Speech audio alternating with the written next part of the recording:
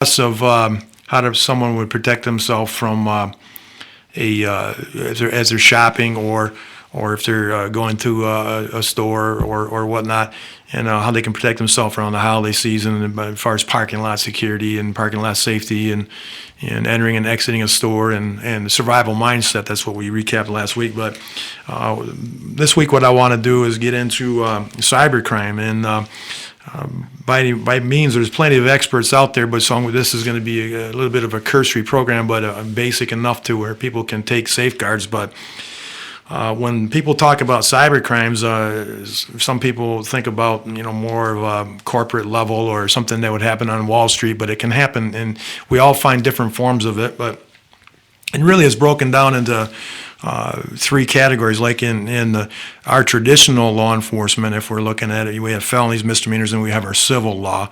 We have civil infractions too, which would be traffic offenses and things. But in cybercrime, we have the same type of categories. We have there are crimes that are cyber crimes committed against people, their governments, and people's property, trying to steal their identities and such. But and that would translate very parallel right into if a crime against a person if someone stole your identity. But that's the three components.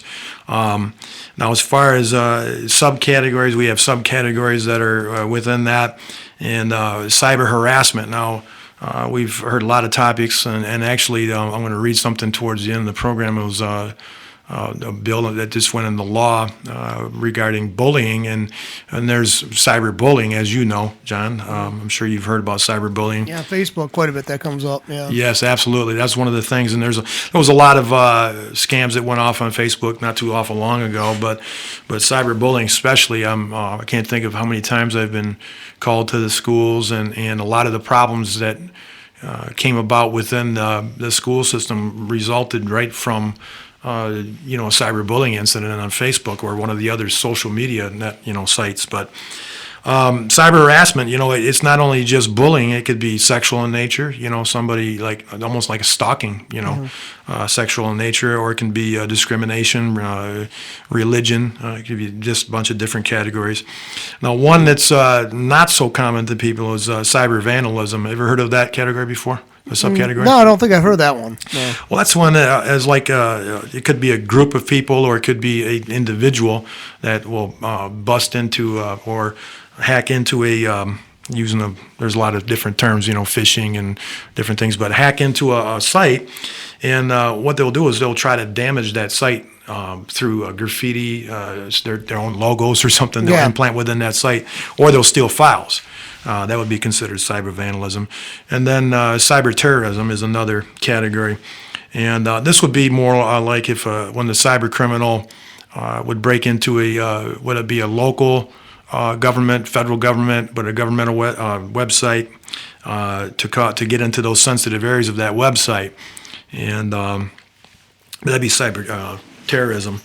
And the cracking or hacking, there's a lot of terms for it, but that's when somebody would try to come in, a cyber criminal would try to steal, get into your computer to steal your personal information. But there's the thing about it is too, there's a lot of terms that people don't know. They'll have protective measures on their computers, but their computers will have it'll say we blocked you against a malware threat. A lot of people don't know what malware is, but hopefully as we progress along this program, I'll try to knock out some of those questions. But anything to add, John?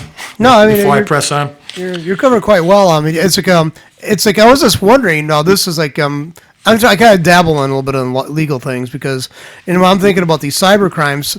I mean, I could just immediately say right off the bat that there's probably a jurisdictional situation going on. I mean, who is going to be covering this? Whose jurisdiction does this fall into? Where the person initiates the attack or the cyberbullying or whatever, or the place that where the person's living at who receives that? Is there like an international body being set up to receive this? A couple minutes ago, I'm going to cover something, but the government's taken some measures, and because of the fact that it could be international, it could be somebody in France or something like that hacking into your computer, you just don't know. So what's happening? That would be an Interpol situation, but you'd also have the FBI and these other organizations, and I'll touch on them. Which ones the government has established with experts on it to help out, because that way there's no boundaries within their venues. They can go beyond that. But usually a cyber crime, they usually get reported to the local law enforcement right off the bat. And usually they have, the problem with local law enforcement, and it's not that they don't have it, but the cost with all the reduction in revenues and whatnot, to keep a police officer, like let's say for example Flint PD or Grand Blanc or one of the other communities in Genesee County, to keep a police officer schooled up or up to date on the software and the things that he needs just to be able to catch the IP addresses and whatnot, and additional training, because as we know, computers and the technology changes daily. Yeah. So, but that's why the FBI is one of the main leading ones. But usually you'll see a lot of crimes will be reported to the local level first. But some of the basics, I just wrote a bunch of these notes out. But some of the activity and some of the basics, like we said, it's pretty simple if we think of cybercrime in general. It's somebody trying to gain your information, or they're trying to do harm, whether it be those categories we talked about. And now there's other things now, like for example, key loggers. We've heard of key loggers. We've heard of malware. But cyber criminals, they'll try to gain access by using the tools improperly. Like for example, key loggers, where they were designed for, they were really designed originally as a tool for corporate America to keep track of their employees when they're on the internet. And of course, where there's a tool, somebody will figure out a way to use that tool improperly. So, but that's what they were originally, the keyloggers were for corporations, to keep track of their employees and their activities. Yeah, I think with that kind of stuff, people can use that to grab people's passwords, account information, stuff like that, correct? Absolutely. Now, the cyber criminals, they'll use spyware, they use Trojan horses, they'll use keyloggers, they use phishing emails, and these are all designed to hack into to someone's computer to obtain data, and they use them unlawfully. Like I said, originally that the keylogger was designed as a tool for corporate America, but even this is one that really is disturbing if you think about it. A person that hacks in your computer by using a phishing email, or let's say a keylogger, for example, or some of the technology that's out there that they're using. If you have microphones and cameras that are, webcams that are built in on, like laptops have them now, where you flip them up, there's the webcam right there. They can hack into those as well and watch what you're doing. And that's really scary. It's almost like Big Brother watching, but it's really scary. Then there's the other form of some of the basics on cybercrime is somebody. A lot of times the criminals will impersonate somebody. They'll use a phony, like a phony coupon or phony like a giveaway. I can't count how many times I've been on to get into my email and I've won the Irish lottery. Have you ever seen that one? I haven't seen that one, but a variation of that. Or somebody has money in Africa. They want to have you safeguard it and change the currency over. They're out there, but that'd be a perfect example of an impersonation where a cyber criminal is trying to gain your access, and it appears to always to be a legitimate a source. Like they could pose as a banking institution, and or to try to gain your information. So, but that's like I said, those ones I've seen so many times in email. And now getting to that point we were talking about before, what's the government stance on this? The government, and local law enforcement initially were really trying to catch up. They were really playing a catch-up game. And I'm just going to read off some information here that I pulled off what the government's doing to take action. The president's view. In 2009, President Barack Obama said the nation needed to establish a set of acceptable behaviors in cyberspace and give local law enforcement, federal law enforcement more power to combat cyber crimes. He suggested that cyber security information be available to anyone who needs it, including law enforcement and intelligence agencies. The president's established a 10-point plan designed to implement national cybersecurity regulations. The plan included the protection of individual privacy, civil liberties, and initiative for national awareness to promote cybersecurity. An incident response plan and framework to establish enhanced security, reliability, and resilience in the digital infrastructure. So the government is not sitting back, and the United States government is not sitting back and letting us all swing on the rope or hang from the yardarm. They're trying to do something about it. But as far as the agencies that they've established, the ones that are really, I guess the tip of the spear, with lack of better terms, is if somebody needs to report a cybercrime, there's several agencies that are really expert in this.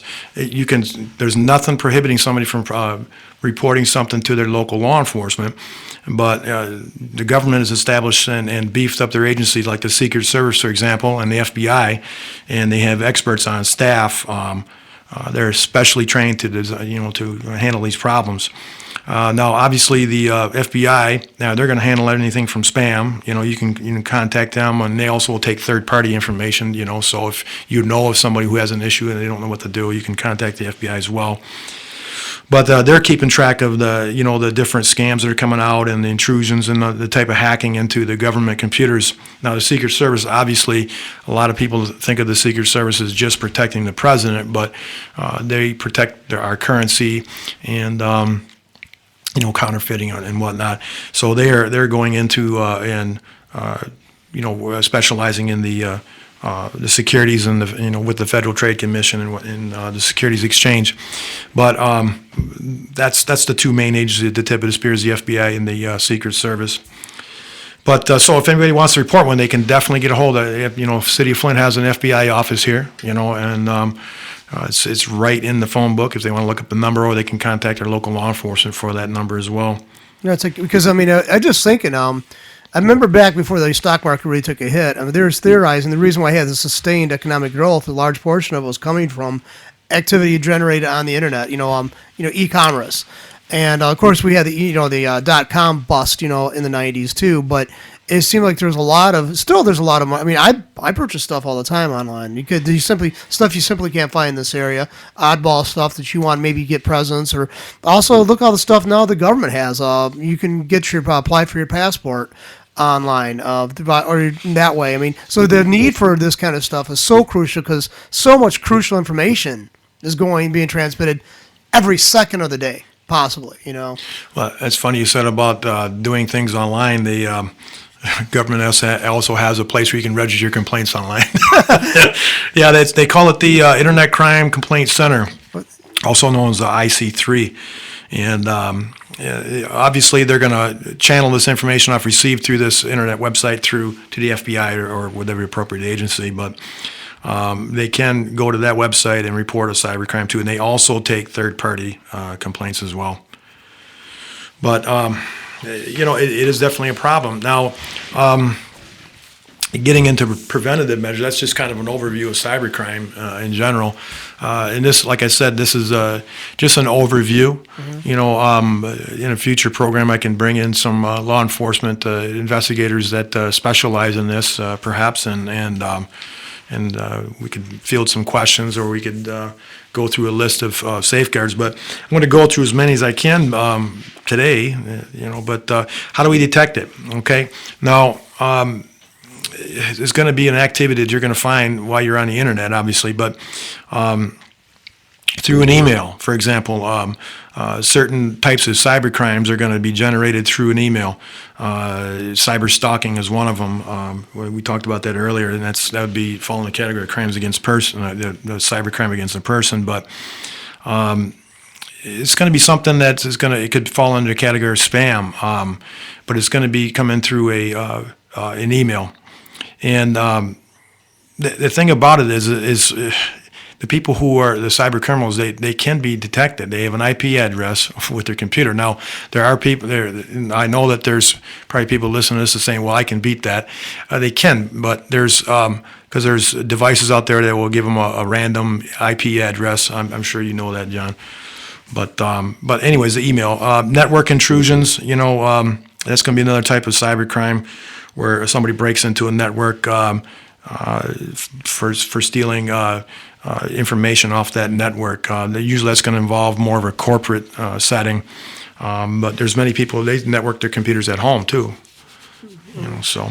The first time I remember hearing about cyber crimes is back when I was taking a computerization and society class. It was a seminar course in philosophy or at U of M, and the guy he had the story. He had a video that they had shown on PBS. He showed the professor did about this researcher, computer science, basically this computer geek in California noticed that there's. But this is back when years ago it was awfully hard to get. You had dial-up basically, and you noticed that there was minutes on the bill basically for this research institution he was connected to that was unaccounted for, and so he set basically a trial because it really bothered him. He was obsessed about this stuff, and it was really strange. I don't know if you ever heard the story. It's called it's called the cyber. It's called the Cuckoo's Egg, and basically he by his constantly trying to surveil this and see what's going on. He found out who did this, and he traced it, and he turned over the information. They did a huge investigation, and it was an international espionage and spying ring that was used in computers. This was back in probably the mid-'80s, and they're using this stuff already too. And they capture these international figures. I mean, Interpol was involved, other organizations, and that was like a frontier kind of position for them to be in, for law enforcement. So if you ever get a chance to pick that book up, The Cuckoo's Egg it's a great story about that. Yeah, I want to read that name. I can't remember the guy's name, but because he was in the story, and when they were doing that, I think it was PBS, or they actually had him talking about how he got so obsessed by this, and he actually had he set up an alarm, and it woke him up when he was sleeping in the lab. Because he was so obsessed with it, because it was coming in at odd hours in the wee hours of the morning, and what it was is they were using, I guess, their time and their back door to come in and then go from to like go and attack someplace else, and then they were going through that back door, shutting that door, and and it was on their time, on this university's time, and that's what the guy is so obsessed about. So it was a really kind of intriguing story, and it was the first time I ever heard about this stuff, and that was I heard this got to be close to 20 years ago that I was in that class. Well, like I said, the technology is changing every day. I mean, if we look at our cell phones too, they're basically computers now too. I mean, well, they're not basically; they are computers. Yeah. You can access the internet through there, so that means if they can hack into your computer at home, they can hack into your phone as well.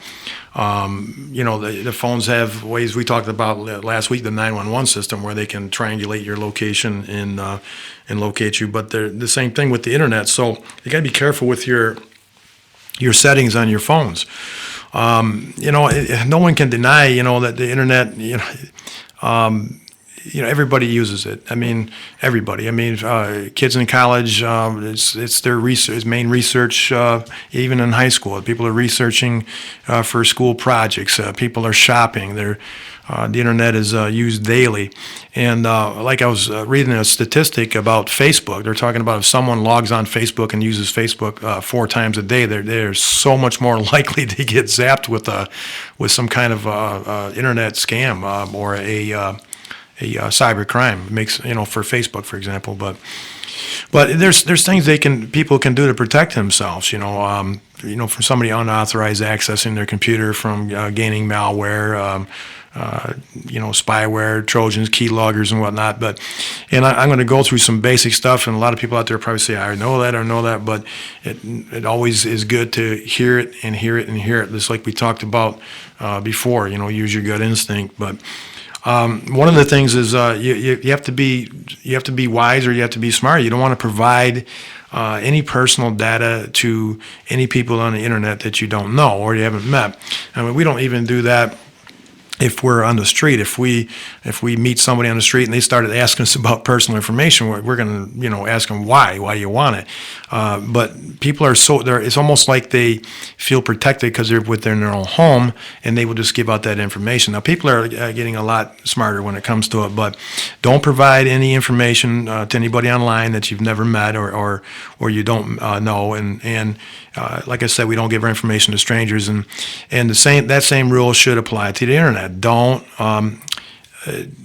just even if it's basic information. If you're required by like some site for something to require to give information on it, make sure it's a trusted website. if it's an email, don't open up an email that from an unknown sender. There's a lot of personal information they can gain by you opening that email, or they can have keyloggers enter your computer through that medium. And usually you really, really, really have to be careful when you're providing any online banking information. That's going to be in that category of someone falsely impersonating themselves through the internet. And we haven't even touched the category of sexual predators even, but this is just for information. But that goes right to this sexual predator too. So many times kids, for example, they will get on the computer, or young adults will get on the computer, and they will think that they are not giving too much information up, but just by pictures even, like on Facebook. Let's take Facebook, for example. If someone has pictures on the website and that person who's a predator is on their Facebook, they could look at pictures and look at personal landmarks or landmarks within that photo and maybe track that person down. Like maybe it's a school, or maybe it's they have to be very careful what you post on there, and also be careful on the settings on that, even the Facebook, the social site there, on their settings. There's all kinds of settings you can control who has access to what information on the Facebook site, and they've went a long way to repairing some of their issues that they had, but like I said, if it comes down to banking, you really, really have to be careful of providing any information about your banking online. Protect your computer too. Hackers they're going to try to install malware. Just make sure you have some software that's going to address the malware issue. Have your firewall activated. Have antivirus software, and there's better software out there. I don't want to knock any one of the softwares out there, but there's some that I have used in the past. They're actually annoying, and they take up so much space on your computer, and they have pop-ups and whatnot. And another thing that people have to be really aware of too is sometimes if it's advertised, if you're searching on the internet for some antiviral software, if of these scams of the free software, the free, man alive, you can really screw your computer up by going onto one of these sites and clicking onto it, because it's automatically going to install some malware on your computer. And if you download them, make sure you download some trusted antivirus software, and keep it up to date. A lot of people don't update their software, and they want to make sure they're definitely keeping up to date with the latest virus definitions, and do that on a regular basis. Any software out there that you really like? Actually, there's one my friend uses that I haven't. I'm thinking about getting it, but it costs quite a bit. He bought a computer from Best Buy, and he had it installed on his computer, and it's actually really good, but it also kind of slows down your searches a lot of times because it keeps on blocking everything they think. I mean, they're really almost like paranoid. And Kaspersky's, it's actually created in Russia. And it was it's expensive to put on your computer, but they always constantly do updates. And that's one other thing he complained about, that a lot of times he was online and they're doing updates on that. But he said he did capture anything. I mean, he said it did save him a few times, and he said he hated to get rid of it, but it also bogged his computer down because it took so much time to filter everything. But I've used AVG, which is very cheap. It's a very good one for being free. Also, ESET. And there's a couple other ones I use. Matter of fact, I go through and I change up every software because they upgrade those as well. So I mean, one month I try at least once a month. So most of the time, twice a month, I go through and do a scan for viruses and software, malware and all that. So I mean, I'm kind of paranoid about it. Well, I have antivirus software. I have malware software. Excuse me. But there's also, I was at a FBI. I'm going to have to think of the name of the software. It's installed on my computer, but it was a software that the FBI recommended. One of their computer investigators, their cybercrime investigators, and you could set it up on and same thing with really any antiviral software. You can set it up to do an automatic scan like it's Sunday at midnight or whatever, and people need to do that too as well, and definitely keep it up to date. But there was a software that the FBI recommended, and if I don't think of the name in a couple of minutes here, I will write it down and I'll offer it up next week. But what it did is it automatically purged and scouted for malware and viruses, and it was just like one step above of some of the other software that's out there, and I really liked it. It really does a good job. So then we get down to, you got to be cautious. It's just like when we spoke last week about exiting a store, going in a store, being cautious. It's the same thing with the computer. You want to definitely be cautious by when you're downloading software, or everybody knows that a big problem now is a lot of the software that kids are downloading music on the internet. I mean, I don't want to say these kids, but I want to say everybody, but a vast majority, a lot of people are downloading music. It started, quite a few years back, and they're downloading music, and a lot of those are going to have viruses attached to them. But you got to be cautious, and especially when you're downloading some kind of free software from the internet. Many of these are going to, definitely be infested with malware and keyloggers, because these companies want to figure out how to, market items to you better, and they're using the keyloggers in particular to register your keystrokes. If anybody out there doesn't know what a keylogger is, and it will automatically give them a list of sites that you by the keys that you hit on the computer of where you've been visiting it through the internet. It's going to help them be better. It's like a marketing tool for them. And stay updated on security threats. Make sure like I said, go back and make sure your software is up to date. And if you're going to do, like I said, a lot of people shop online. I know certain people don't even go Christmas shopping in the mall anymore, and they predict in the future most people will shop online. So there's been many banks and many financial institutions like PayPal and a lot of them out there that are making that more of a secure. There was a while back, I remember there was a bogus PayPal scam out there, but they managed to track those folks down and stop that. And then PayPal did the measures to secure their site. But if you're making, a lot of people pay their bills online now. They don't even mail things in anymore. And but just make sure that that you're that the connection that you're paying to, or the banking institution, or the lender has an encrypted connection. Another thing is, I was going to say, I don't know if this actually helps, but if I'm paying bills and stuff like that, I'm trying to make sure I'm actually on an attached, system, and that's not the wireless. I think there's a greater chance of it being, breached there. Absolutely. Because of its being wireless. It's awfully hard to have the safeguards you would just simply have it plugged into your computer. So I always try to stay away from using wireless connections for that. Yeah, and I have a note here too. It says websites that are security have a security certificate usually will start with a HTTPS for the login, and you can verify most of the time they're going to have an icon with a small padlock on your browser window for those. But the banking thing is probably the most fearful one, and also the safety of our children, make sure they're safe as far as what they're doing. And that goes back to a point, you monitor what your kids are doing online. And so, to sum it up, you want to make sure your computer, you have your spam blocker turned on, and to keep from all the excess spam and unwanted emails, fraudulent emails, phishing emails, from getting into your inbox. You want to make sure you have adequate, updated software. There's a lot of them out there, McAfee, Norton. Some people really don't like Norton. I've used Norton on occasions. There's one called StopZilla. Have you ever heard of that one? Yeah, I've heard of that one. Yep. StopZilla. But they're all and AVG I've listed here too. They're all similar programs, and make sure you regularly update that software. And once a week you can do a scan, or you can do it a daily. You can. You can customize the response that software does for your computer. Make sure you use firewall protection. Some people don't use a firewall.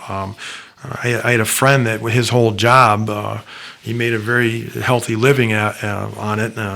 Was designing firewalls for banks and financial institutions. He made a really nice living doing that. And my son is going into computer engineering himself. So, but I ask him a lot of questions, believe me.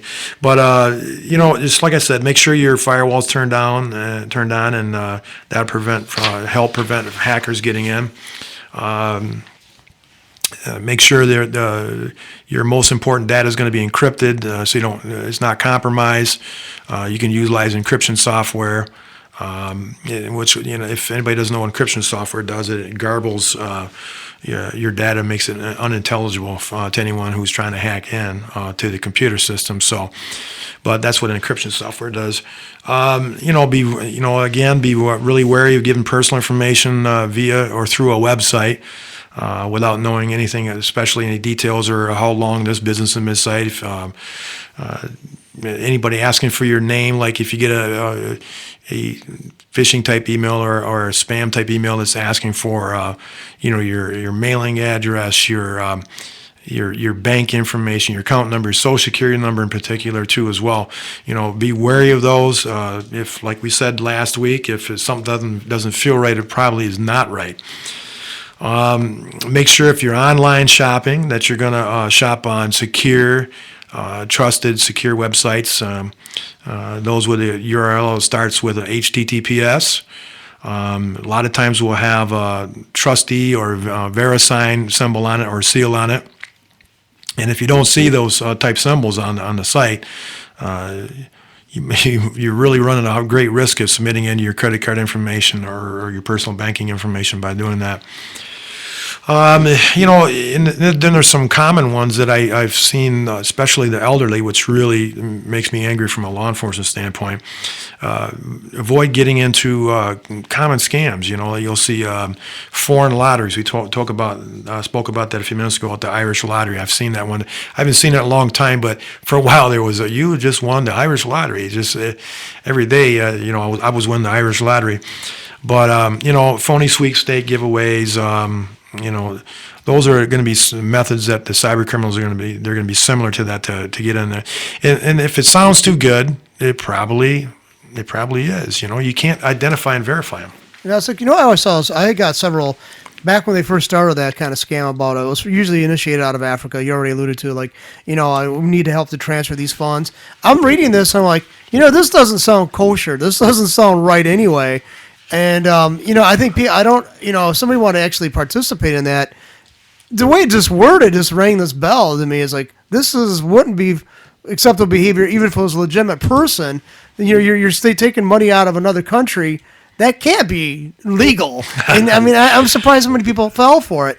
And I don't know if you recall, but I think it was Montrose or someplace, or somebody out, one of the little rural districts outside of Flint, one of their financial planners got pulled into one of these kind of scams, and he invested money from the police that he was supposed to have oversight on. Good Lord! I can't remember, so don't hold me if it was Montrose, but some area out, small town out in the area. And this was a guy who was an accountant, a person who had managerial experience, and he got caught up with that. I don't see how they could. Because when I first saw this, I went, "This is a scam. This is illegal, fraudulent behavior if you engage in this." And yet, you're not being like an innocent being taken advantage of. You're willing to become a willing participant if you partake of this. And I guess a lot of people got snagged with that. Well, that goes back to spam in general. The original history behind spam,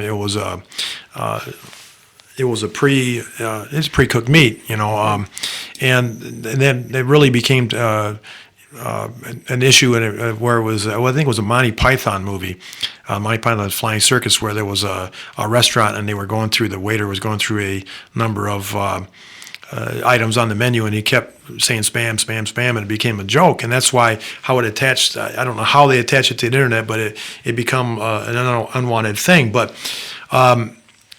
now, when it comes to spam, some people debate about it because some people say, like in the corporate world or in the business world, people who do e-commerce or e-businesses, that spam is a marketing tool, and then if the person clicks on it, then they are agreeing to, you receive emails from that corporation or business. And then there's other who say that their argument is that it is so used and so jams up your computer, which it does. It just kills your computer, your operating system. But they think it should be eliminated altogether. So, but did you know that was where it came from, the spam? Yeah, I was always wondering why, because I personally, I've tried spam on like 2 occasions, years apart, and I'm certainly I can understand that because to me it's unwanted. You know, you can take that stuff. I mean, I'm not going to visit Hawaii and want to partake of the local cuisine if they're the major consumers of spam. Because to me it just anyway, and I'm not a hard person to feed. I mean, come on, I'll eat pretty much anything, but spam is pretty undesirable for me, man. Like no. It's just horrible. Well, it was really funny to find out that's where it originally came from, was the Monty Python movie. But I don't want to forget to touch on monitoring our children too when they're on the computer. They should only have access. I know this is probably a lot of people are not going to follow this rule, but if they're smaller children and they're like playing games online or whatnot, but your children should only have access to a computer that's centrally located in your home, that you can really see what they're doing. Because there's so many predators out there that are getting to our children through the internet, that it's became a really, really serious problem.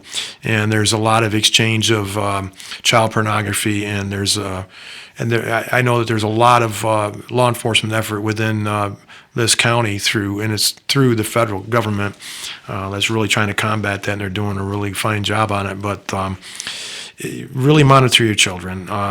Make sure that you have parental control software, because that's available too as well. And limit the amount of sites that they're able to visit. So even YouTube, which is so popular now, you can find anything on YouTube. They have things that block out children from inappropriate material. Yeah, I'm surprised what you can find on YouTube. I mean, some pretty good stuff, and there's also stuff that, I think basic, and I'm a computer, on this side, this is the irony of it. 22 years ago, if you'd have told me I would have been involved in the internet radio station, I would have laughed you out of there, because, I mean, it just, I was so opposed to having a computer in the house. And then when I was working at U of M, they encouraged us to start using the computer, and they give you an email account, of course, when you're a student. And so, I mean, I was on the internet probably from the beginning of it, with the rise of the internet, for the average person. And I remember when I first ordered stuff from Amazon, you'd call a number up and you'd give them your credit or debit card number over the phone.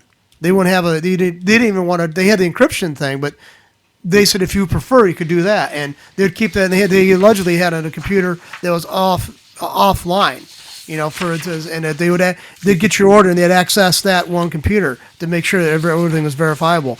And I don't know, that safeguard's probably obviously eliminated because of the sheer volume of the number of orders they process each day. But I mean, I think it's an amazing transfer. For me, it's just to go from one total opposite position where I'm at now. I use a computer every day. I mean, probably 10 hours a day I'm around a computer. And I think, well, look at law enforcement. I mean, it's such a valuable tool for law enforcement. Oh, people don't realize, especially teenagers and kids in high school, I cannot think of, they're just offering up evidence for us. Like so many people are videotaping fights in the school, and they'll videotape it with their phone, shoot it to their Facebook, or they shoot it to YouTube, and it goes up on YouTube, and we just track it down through YouTube, and we'll have all the players right there on the screen. We'll have it's compelling testimony in a court of law too, when we have the whole fight captured on YouTube for us. But that is the kids just don't realize that material, whatever they put out there, they got to be really wary of who is receiving that information. That's why the parents really have to monitor their kids when they're on the computer. Things too. I've read too that a lot of them, if you apply for a job, get out of college, you apply for a job, your future employer can go back, and they often do, look through Facebook and check out what you're saying, and they monitor that. I mean, they don't want a person who, shows engaging in real rowdy behavior, drunken and or on drugs, Absolutely, employed for them, and that's gonna eliminate your chances for be very careful what you put up on the internet. And I just think it's kind of puzzling. You work all this time going through school, and then you're just shooting yourself in the foot or hanging yourself by doing some stupid things, and have your friends videotaping you and putting it on the internet. Yeah, it's. I've heard of that more than once. I just had a flashback of an interview that I was on. I was interviewing some folks for a police employment for the city of Flint. I sat on their interview panel for a great number of years, and this person admitted to using Special K, ketamine. They act like they didn't know what it was. Have you used any drugs before? Yes, and Special K. And we said ketamine. They said yes. And this person went through college and was trying to enter the career in law enforcement, and it was all captured. We had found that it was all captured on, just as you're saying, on a YouTube video of a party. And that person, say the least, didn't get hired. But well, I said at the end, towards the end, I was going to read something that I read today, and I was really pleased with this. And this is anti-bullying legislation signed to help protect Michigan's children. In future programs, I definitely want to talk about bullying, and it's something that hasn't gone away. I mean, we think it was more so when you and I were young men, but it still goes on, and there's these additional mediums where they're being bullied, like on Facebook But anyways, I'm going to read this to you. It says, Lansing, Michigan. Though Governor Rick Snyder may have been bullied as a kid, the passing of the bill comes after years of advocacy. I hate that word, advocacy, on the part of parents who lost their 14-year-old son due to a bullying in 2002. That shows you how long it's taken to get to this point. 14-year-old Matt took his own life after a hazing incident. Kevin, Matt's father, a co-director of Bullying Police USA, looked on as Governor Snyder signed Matt's safe school law regarding bullying in schools. Today we won one for the kids, but it took us a very long time, the father said. Anti-bullying legislation has been in the works in Michigan for several decades. What has been the holdup on is something important. It's very important to protect our kids. And it was all about the wording and getting this legislation ironed out. But I was really pleased to see that this has been ironed out for our schools and for our protection of our kids. But the legislation states that schools will have 6 months to enact official anti-bullying policies. School districts in the Lansing area already employed anti-bullying curriculum to teach children more appropriate ways to express themselves. Schools are setting in motion many policies and practices to eliminate the likelihood of bullying occurring and discipline. They're applying the discipline when it does. While this legislation applies to K through 12 schools, bullying has the potential to occur anywhere children are in a group, including preschools. Preschools is about more than the ABCs, 1, 2, 3s. It's about writing their names. It's about learning the skills needed to make friends, feel empathy, show respect, and stand up for oneself. But I was really glad to read that this morning, and because I was talking to Senator Gleason, and he's going around schools and he's doing some work for anti-bullying, and it was very good to see that this legislation was signed into law. And it'll be good to see these schools put it into practice. Because I went to Flint schools all my life, and there were some very tough schools to go through. I don't know if you lived in the Flint school districts, but I went to Lowell Junior High School, which Lowell. That was a horrible school. No offense to the teachers that were there. A lot of them deserve medals. A lot of them deserve some shame. But anyway, and it was really rough. I mean, but maybe it's transformed, but I mean, we had some pretty severe. I mean, there was a lot of the racial incidents back in the 70s. It was pretty horrible. I mean, basically going to school each day for pretty much everybody at that place was an ordeal. You didn't look forward to it. You're glad you had weekends off and the holidays off and you got out in the summer, because I always refer to it as kind of like a prison. The only difference between that and prison, you went home at night. It was horrible. It was horrible. And I mean, I'm glad in a way that they have all this, but it's just like I just don't understand how come we got to always have these laws. It's just, what are these parents doing?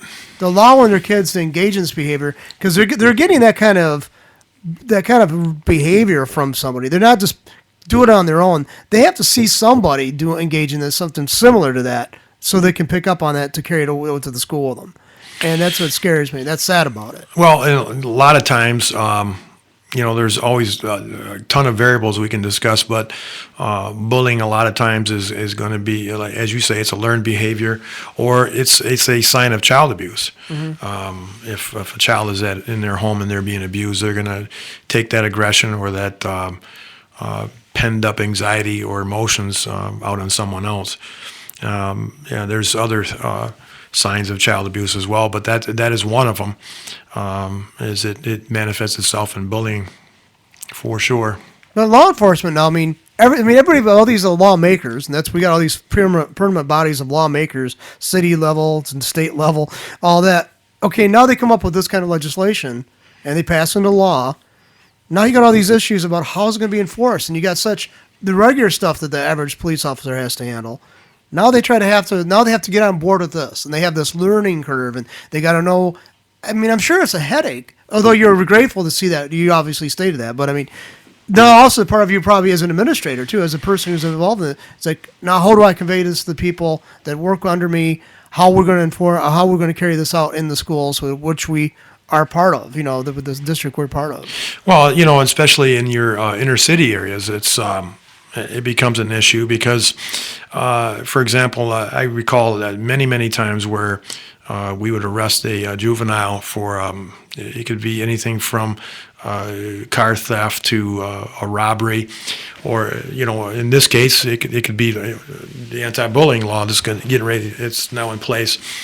And we would, depending on what the crime was, if it was an assaultive crime, like a robbery, for example, that person, that child, that minor, what the kids fail to realize, the juveniles fail to realize that they can be charged with pretty much any crime that an adult can.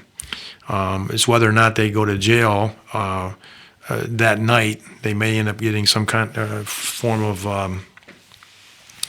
incarceration in some fashion, whether it be probation or something out of it, or jail. And as you know, we've seen historically in the media, we've seen juveniles that have been charged as adults as well. Right. But I can't count how many times where we would arrest a juvenile and we would take him back to the department, and they have to be completely treated differently as far as their process of their booking and at their experience at the police station, per se, to break it down. They can't be lodged with adults. They have to be separated from adults. So we had a juvenile bureau, and we would take them there and we'd book them, gain all the information, do the booking card, the fingerprints, the photographs, and whatnot for their charge. And then it came down to the most difficult part of it all, was contacting the parent or guardian to come pick up their child, if it was one that we would catch and release, and they would go to for their court proceeding on a later date. But it was, I can't count how many times we was unable to get anybody, and sometimes they would say they're not coming to get them.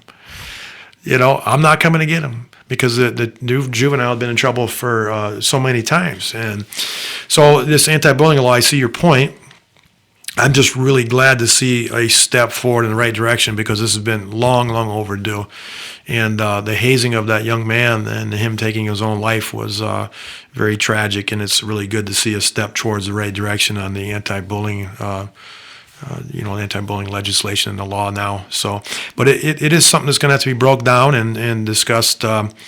Especially with, we discussed last week that Michigan was down, 3,000, a little over 3,000 police officers. Right. So, but it is a right step in the right direction, and I'm glad it happened. So this was just a thought. I don't know if this is actually doable, I guess, but from a legal perspective, but maybe if these police departments got like volunteers, people who are like retired, maybe people who are in law enforcement, so they have a better understanding of law.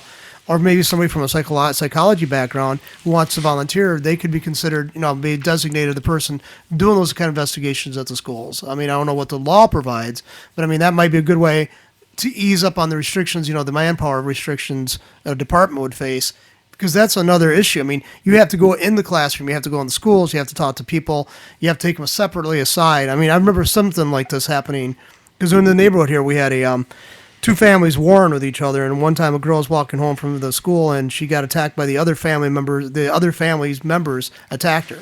And I remember I was like in kindergarten, and they pulled me up, they had to take me to the office and talk to me, the school liaison officer and an active, a police officer from the incident. And they asked me and my sister about the animosity between these two families, because we lived on the same street. We witnessed a lot of these exchanges. And that was pretty traumatizing for a little kid to have to actually be called and talk to police officers in uniform, and one wearing plain clothes, but there's we understood the gravity of that situation, and it was pretty intense. Luckily, she pulled through, but she was hospitalized. It was a pretty bad, pretty brutal beating. So, well, it's good to see, like I said, that stepping forward. And it's going to take some time, I'm sure, as any law. It's going to go through its process of dissemination down the chains of commands Right. of all the police agencies and through the court system, and I'm sure it'll be tested.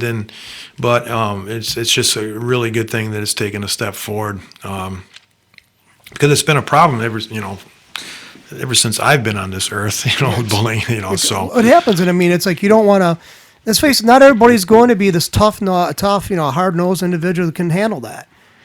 no, absolutely not. And really, that goes back to how the child is raised too. Right.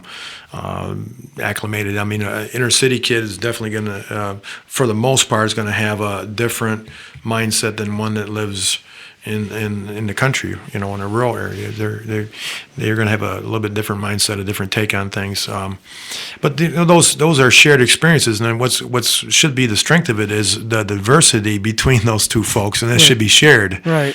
Because the strength of a person in the inner city and the strength of a person who's in the rural area, those what would be nice is those children and the adults and everybody share those experiences and be able to transmit that to their kids and make them more mature because of it. It's really weird. I mean, this strikes me as like it's so simplistic. It's probably almost a naive approach, but we all know we could do better with one another. But we all screw up. I mean, we all screw up to some level, not sort of horrifically or destructively as some other people, but I mean, this in your relationships, boyfriend, girlfriend, husband, wife, fiance, whatever, people you work with. And sometimes you got to sit back and you're realizing it's like, did we have to go as far as we did on this? Why did we do this? Why we know better, but we just constantly screw up, I mean, and it's just to me that's the best. That's the best idea right there. It indicates the idea of the fall of the human species. It's probably one of the best, the easiest theological concepts to actually illustrate in the real world, because we all know we could be doing better, and we always allow ourselves the ability to slack off. And I think that's sad. It's hard to make everybody's view through the same set of glasses too, because of the same set. Everybody's raised differently, Right. and every parent has different sets of values. My father was a World War II veteran, and he grew up during the Great Depression, so he's used to saving and saving and saving and squirreling money away, and